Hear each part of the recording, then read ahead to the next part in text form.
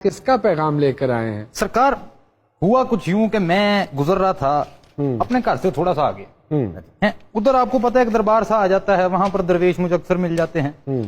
तो आज भी एक दरवेश से बड़ी कीमती बात जो है ना, अच्छा, उन्होंने बोली है तो मैंने लिख ली। तो हम इसको खुद ही सब दरवेश की फरियाद ही समझे।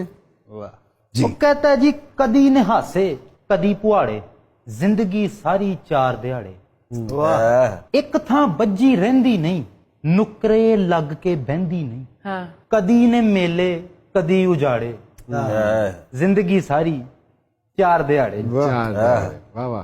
कदी औखी है कदी सौखी है, कदी पींग दे वांगू चौखी है, कदी रुक जाए कदी हुलारे, जिंदगी सारी चार दिहाड़े।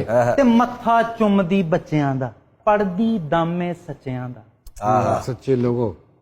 कदी समुंदर कदी किनारे, जिंदगी सारी चार दिहाड़े। ते एदे पैंडे औखे ने, कदम कदम ते धोखे ने। कदी ने वादे कदी ने लारे, जिंदगी सारी चार दिहाड़े। ते कदी उड़दी फिरे हवावां विच, कदी कैद अपनियां ही सावां विच। कदी ये अन्नी कदी नजारे, जिंदगी सारी चार दिहाड़े। कदी रिश्ते सीने लांदी, कदी रिश्ते मार मुकांदी।